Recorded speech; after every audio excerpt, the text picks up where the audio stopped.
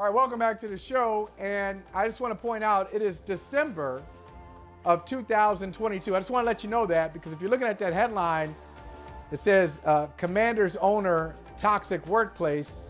It could be December 2022. It could be December 2021, Ashley. It could be December 2017. It could be December 2013. Hey, what I want to say to our brave men and women who are public servants in the House, in the Senate, anybody involved in politics, where y'all been?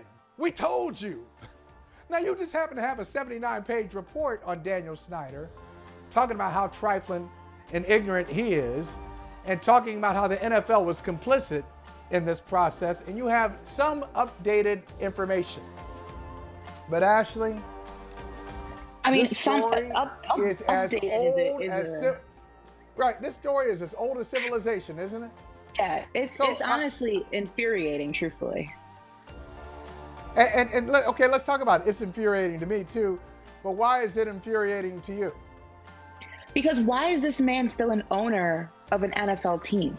Why is he still allowed to leisurely find the right person to buy his team? Why is he still in some capacity involved with the Washington Commanders? My frustration is this, and this is a conversation that we've had a variety of different ways and a variety of different times. We hold our athletes to these high standards, right? I'm going to use the Kyrie situation. Kyrie went ahead and did something that needed to go ahead and be acknowledged. He should have apologized. He didn't. He faced repercussions for it. He went ahead and had a whole other list of criteria of things he needed to do to return to his job, right? But then you have somebody who is responsible for providing a toxic work environment in a variety of different ways, harmful ways, misogynistic ways, xenophobic ways, racist ways. The list goes on.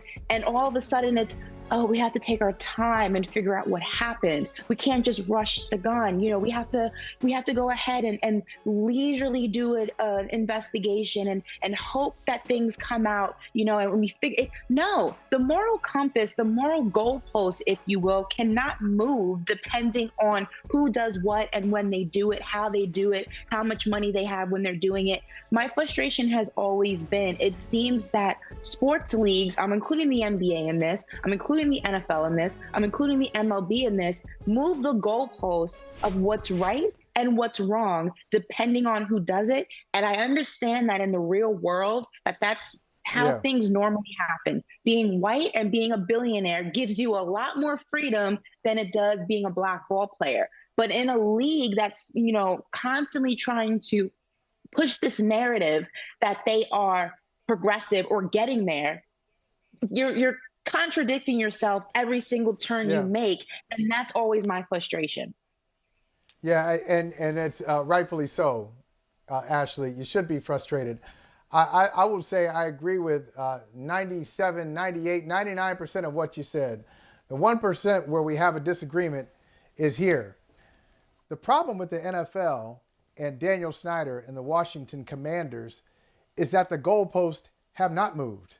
That thing continues to be wide right, wide left. We see it wide right, wide left. He's missing, but nobody does anything about it. You don't have an official saying no good. You don't have anybody saying that was your last attempt. It's time to get out. The goalposts haven't moved. We all know what the story is. The NFL has even said, oh, this is the story. Here's the problem with Daniel Snyder. We don't support it, yet the actions don't back up the words. Nobody is trying to move this around. It's just that they've been passive.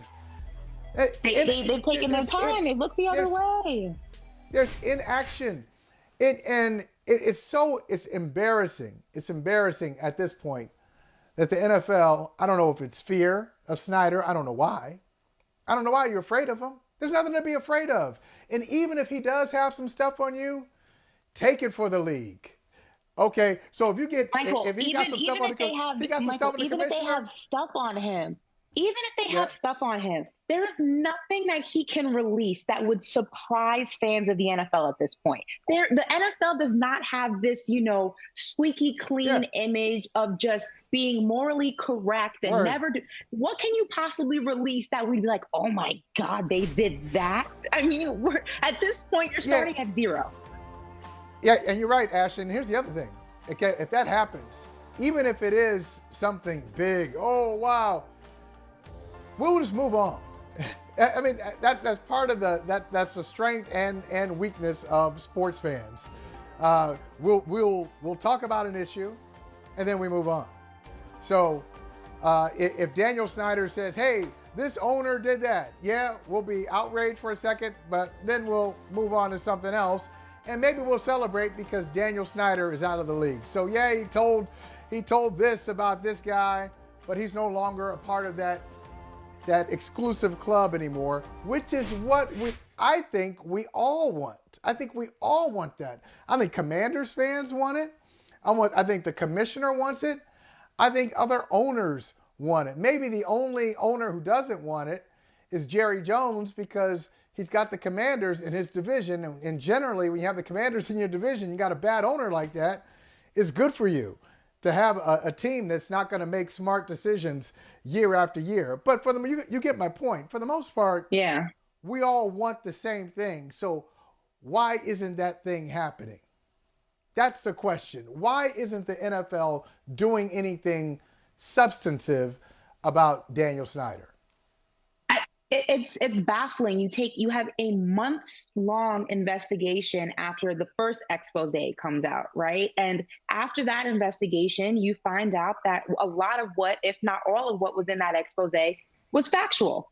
So that right there should have been the beginning and the end, except now there's another investigation and now there's a new report that comes out that it's calling it a toxic workplace. We knew this 8 months ago. This isn't new information. And when our producers presented this, earlier in the day, I said, okay, but we knew this already. I'm expecting something to come out like Dan Snyder being forced to sell the team immediately. He's not able to take his time getting the right group together to purchase his beloved Commanders. The team should go up for sale immediately and allow a third party to be responsible for going ahead and dealing with the sale. The fact that this man is still part of workplace operations, team operations, franchise operations, after doing a plethora of just disgusting things from top to bottom over a period of time is baffling. And it's why fans of sports are frustrated with the fact that athletes are held to these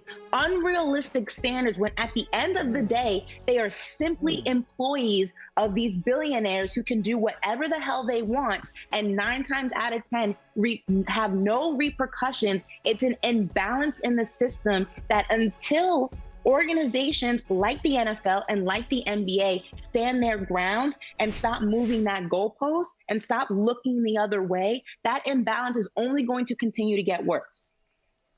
Ashley Nicole Moss, you have opened my eyes. You have opened my eyes. Now, I listened to 3 beautiful black women about 10 minutes ago tell me how men should listen. And we should all listen. This is what black women do. Black women get things done. We've always done that.